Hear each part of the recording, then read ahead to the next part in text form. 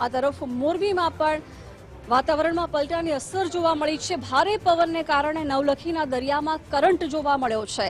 બંદર પાસે દરિયામાં પાણી હિલોડા લેતું જોવા મળ્યું છે। ભારે પવનને કારણે નવલખી દરિયો તોફાને ચડ્યો છે। એના દ્રશ્યો પણ સામે આવ્યા છે। વાતાવરણમાં પલટો જોવા મળ્યો છે તો નવલખીના દરિયામાં કરંટ જોવા મળ્યો છે। બંદર પાસે દરિયામાં જાણે પાણી હિલોડા લઈ રહ્યું હોય તે પ્રકારના દ્રશ્યો। ભારે પવનને કારણે નવલખીનો દરિયો છે એ પણ તોફાની બન્યો છે। એક તરફ વાતાવરણમાં પલટો આવ્યો છે, ભારે પવન ફૂંકાયો છે। આ તરફ મોરબીમાં પણ વાતાવરણમાં પલટો। જિલ્લાના હળવદ તાલુકામાં કુદરતે જાણે ખેડૂતોની કસોટી કરી હોય તેમ મોડી રાત્રે ભારે પવન અને ગાજવીજ સાથે કમોસમી વરસાદ વરસ્યો, જેને કારણે જગતના તાતની મહેનત પર પાણી ફરી વળ્યું છે। ખાસ કરીને જીરું, વરિયાળી, ધાણા અને એરંડા જેવા તૈયાર પાકોમાં નુકસાન થયું છે। તો બીજી તરફ હળવદમાં 5000 હેક્ટરથી વધુ વિસ્તારમાં ફેલાયેલા દાડમ અને લીંબુના બાગાયતી પાકોને પણ માવઠાનો ભારે માર પડ્યો છે।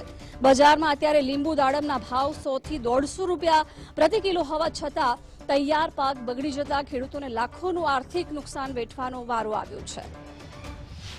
અમે ધાણાનું મેં વાવેતર કરેલું 20 વીઘામાં અને જે વાઢીને અત્યારે ઓગલા કરીને તૈયાર રાખેલા હતા, જે આજ રાત્રે મોડી રાત્રે 3:30 થી 4:30ના સમયમાં વાવાઝોડા જેવો પવન સ્પીડમાં પવન આવવાના કારણે જે ઓગલા કરેલા હતા તે ઉડી ગયા અને એક સેટા બાજુ એકઠા થઈ ગયા, જેના કારણે જે સૂકા ધાણા હતા તે બધા ખરી ગયા છે અને ભારે નુકસાની થયેલ છે। ગઈ રાત્રે બહુ વાવાઝોડા સાથે પવન આવેલો અને મારે લીંબુનો બગીચો છે।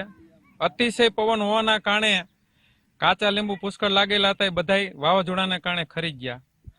અત્યારે લીંબુનો ભાવ આશરે 150 રૂપિયાની આજુબાજુ છે અને એક લીંબુના થળીએ 100 થી 7 કિલો લીંબુ ખરી ગયા, એટલે એવરેજ એક થળીએ 1000 રૂપિયાનું નુકસાન ગણાઈ શકાય।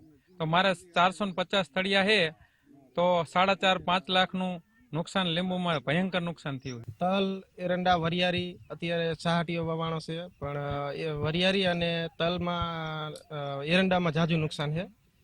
વરિયાળીમાં આડી નમી ગઈ છે, પડી ગઈ છે, એટલે એમાં બીજ ન બેસે, ફૂમકા ખાલા રહે, એટલે એરંડામાં પણ નુકસાન છે। ધાણા બાણા ઉડી ગયા છે અમારા ગામમાં 2-3 જણાના, નુકસાન જાજુ ફૂલ પવન આવવાના કારણે।